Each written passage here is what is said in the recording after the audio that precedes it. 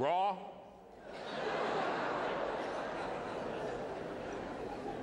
Y'all haven't lived.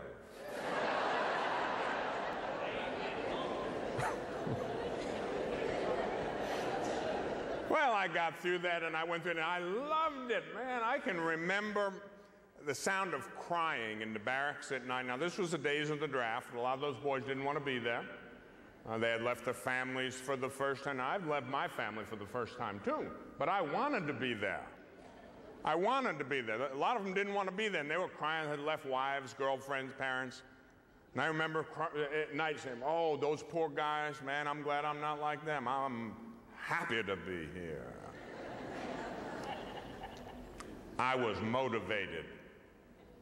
You ever been motivated about anything? You need to be motivated. You need to have hope. I had a lot of hope. I had the hope that this was it for me, that I had found my place in life, that I was going to make my family, my friends proud. I was going to do something for my country. I had a lot of hope and a lot of motivation. Well, I finished the training. We were on our way to Vietnam. Panama Canal Zone, Jungle Warfare School, helicopter accident. Damaged my shoulder very badly. Lost almost 50% of the use of my right shoulder permanently. They said the rest of my team went to the Central Highlands in Vietnam. I went to a hospital. I was crushed. I was crushed. Everything I'd worked for. Lost hope. I was deflated. Within 90 days, every last man was dead. My entire team. Every man. God's ways are not our ways.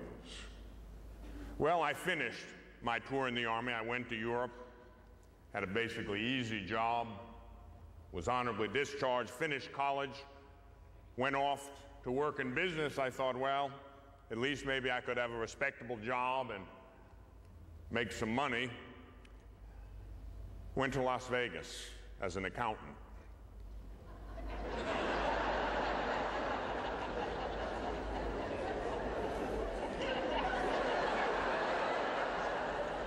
I did. Right out of college, 1973. I went, it was an exciting thing. I worked for a big CPA firm. We had a lot of big hotel casinos for clients. And we were the only two, my friend and I, were the only two non-Mormons in the firm. And the Mormons are very, very good family people, good, wholesome kind of people. They did not want to put their men into casinos to work. They didn't mind taking the fees, but they said, a couple of Italians from New York, hey. So we began doing the auditions. I had the Las Vegas Hilton, the Flamingo Hilton, the Tropicana. These were my clients. And I began to do well. I met all the movie stars, the rock stars. It was exciting. I was mesmerized by it. I began to do better and better. And I thought, finally, I found it. I had hope again. Hope in my heart. It was great. I was motivated. Wonderful when you have that. Well, one thing led to another. I was hired by one of our clients, the Tropicana. I had a big position at the Tropicana. And then the governor appointed me to the Nevada Gaming Control Board. And that was very exciting. I did investigations all over the country on sources of funds into the casinos. I even went to foreign countries on investigations. And then the election came and the governor didn't get reelected and I didn't get reappointed. And I was part of the unemployment statistics that year. But I didn't lose too much sleep over it. I picked myself right up and I went off to California, where there was a second gold rush going on, real estate boom. So I thought I would use my knowledge of accounting and finance to try to make my fortune that way. And I about starved to death. for 2 years. But then it clicked. Now, I used to work hard. When you have hope, when you are motivated, you will work hard. I worked 12 to 18 hours a day, 6, sometimes 7 days a week. Finally, it had to pay off. And very quickly, I was very successful. I remember 1979, I was so successful, my accountant, even though I was an accountant, I had an accountant. After you start making money, even if you're an accountant, you got to hire accountants. Because once you have money, you got to figure out a way to keep it. My accountant said, well, you made too much money, you got to have a tax write-off. So I went out and bought a Ferrari. A nice shiny red one. Before Magnum PI. And I remember driving it down Rodeo Drive in Beverly Hills, having thought that I had now arrived. Success. Man, the American dream. I had pursued the American dream and caught up with it. Well, one thing led to another. I began to get more and more prestigious clients, rock stars, movie stars, investing their money in real estate. I started to go to their parties. I had such high hopes. I brought my family out, showed them a good time, could afford to give my mother nice things. I began to be invited to places where people wanted to be invited, the jet set people, that is. I remember one night at a party in the Hollywood Hills. It was Chevy Chase's birthday party. And John Belushi was there that night for a little while. He wouldn't be alive much longer. But I saw him that night. And in the course of the party, a very beautiful young actress and I were talking. She's still around, and she's just very famous now. She's been around for a while. And after a while, she said, hey, you know, I'd like to introduce you to my best friend. And I thought, well, great. I always was interested in meeting another good-looking girl, so I said, okay. So we went to another part of this big mansion, and we're talking some more. And finally I said, where's your friend? When's your friend coming? And she said, oh, yeah, my friend. And she opened up her purse, took out a gold container, opened it up, the white powder in there, and she said, meet my best friend, cocaine.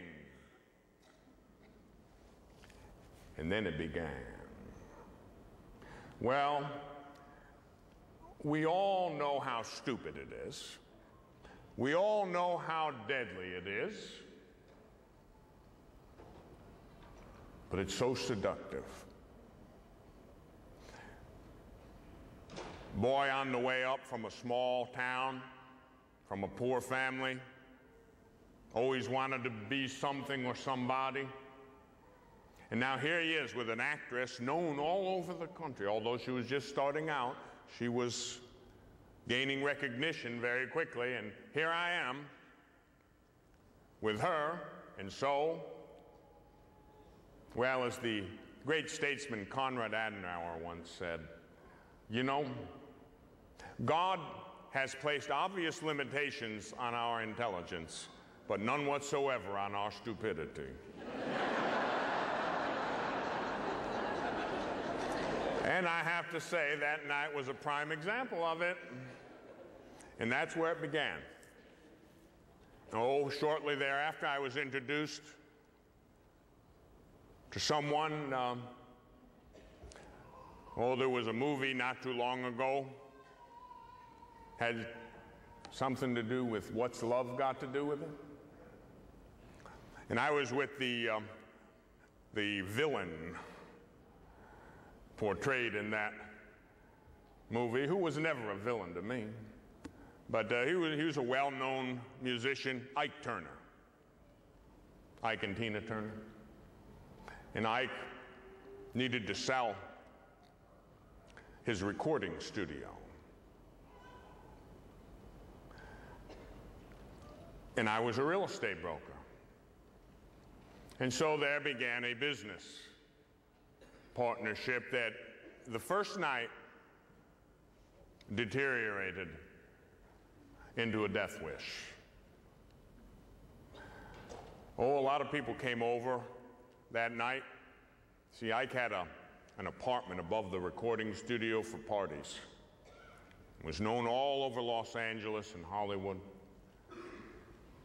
And there were several actresses, actors, rock stars, and the assistant district attorney who came over that night, all freebasing cocaine.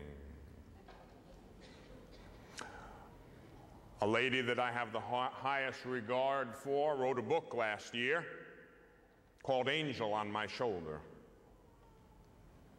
She was there. Matter of fact, that lady and I went through a lot of the same things, knew the same people, passed through the same crucible of fire and trial and suffering. Her name's Natalie Cole. And she's a very good Christian, by the way. Married to a minister, by the way. Her first husband was a preacher, by the way. She always liked preachers.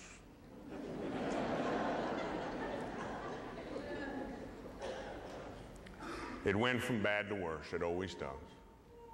And so the more of these people I met, the more partying I did, the less I worked. That's how it goes. And I began to lose my grip on everything, first and foremost, reality. I had acquired a net worth of several $million. Poor boy from the poor part of town in New York. Made it fast. In 3 years, lost it even faster. It ended up in a hospital, VA hospital, a VA psychiatric hospital. 1 year of my life. I do not have a clue if you know what that means. 1 year of my life. One entire year of my life I spent in a psychiatric hospital alone. Very much alone. I had a lot of friends. I used to spend about $10,000 a week, by the way, on my habit. Of course, I didn't do that. My friends did. I did enough, but they did most of it. I lived in a $1 million house on the beach, Ferrari, Mercedes, 60-foot Hatteras yacht.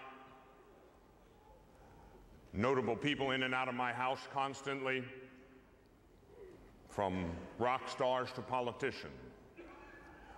All of us doing the same thing. Getting high, losing hope. 1 year, I didn't eat the first 30 days I was in that hospital. Just wanted to die. See, they brought me in there half dead. The only person who ever came to visit me, other than one girlfriend for a little while, was my mother. All the rest of the rats jumped off the sinking ship. You can count on that. Well, my mother stuck by me. Funny thing about mothers, mothers don't desert their children's dads either. I remember the low point of it all. They had put me in an examination room and strapped me to a table and shot me up with Thorazine. That's a psychotropic drug, which actually had no effect on me. They found that out later. Didn't really have, but I tell you what it did do. The experience about crushed me. I remember looking up at the ceiling in anguish. How could I be here?